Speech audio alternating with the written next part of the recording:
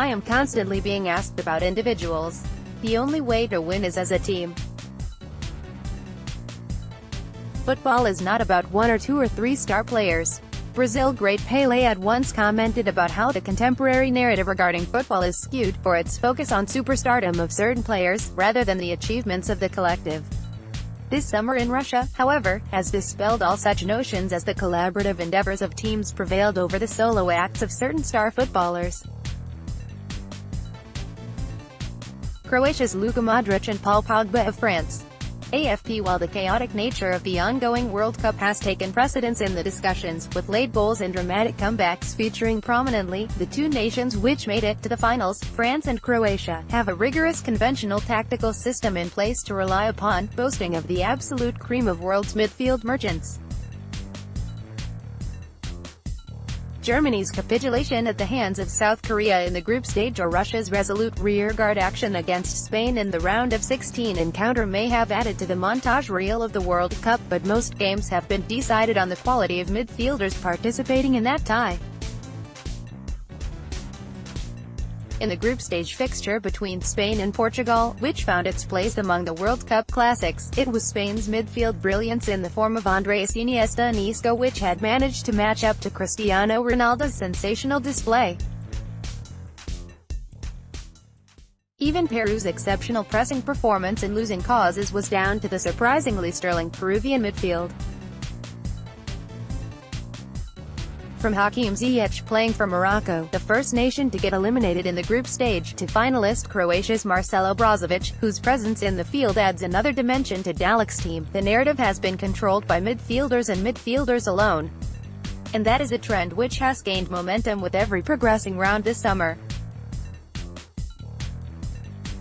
Kylian Mbappé walked away with the plaudits in France's defeat of Argentina, and rightly so, but Argentina's abysmal chance creation in a 7-goal thriller was as much due to their rudderless midfield as it was due to their blunt attack.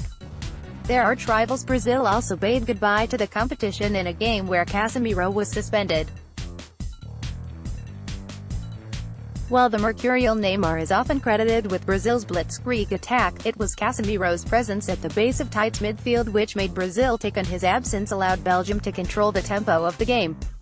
Uruguay was the only exception to this hypothesis, relying on their solid center-half pairing of Diego Godin and Jimenez to finish top of their group, and then on Cavani's magnificent brace to stun Portugal. But as the Latin American side realized against France, no amount of finesse elsewhere can substitute for panache in the midfield. The finest example is Luka Modric, arguably the greatest central midfielder of his generation. Modric single-handedly orchestrated Croatia's gameplay even when the Croats had to grapple with extra time in 3 consecutive knockout fixtures. As the rest of the players around him tired, Modric's class oozed out, the Real Madrid talisman taking charge of the proceedings. England, in particular, found out in the semi-finals how much the golf in class matters when it comes to maverick midfielders. They simply did not have enough in their tank to match up to Modric and Rakitic's sublime skills in the center of the park.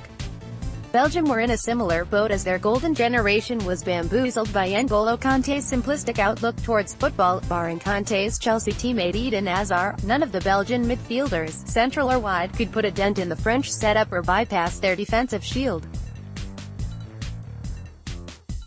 Even the otherwise eccentric Paul Pogba veered within Deschamps' predetermined strategies, his disciplined display earning praises from all quarters. That the genius of Pogba would finally be unlocked at the grandest stage of all, resulting in superlative performances contributing towards France's victories, is an irrefutable testament of midfield supremacy determining the course of the 2018 World Cup.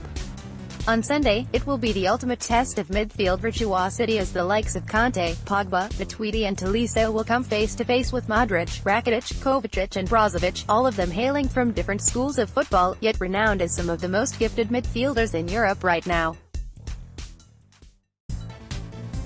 The game could very well be decided on a fluke Dejan Lovren header or a flamboyant Kylian Mbappé strike, but if the theme of the ongoing World Cup holds true, whoever puts in a commandeering performance at the heart of the pitch will stake claim to the winner's medal. Click here for full coverage of FIFA World Cup 2018. Click here to view the full schedule of FIFA World Cup 2018. Updated date, July 13, 2018, 6:46 p.m.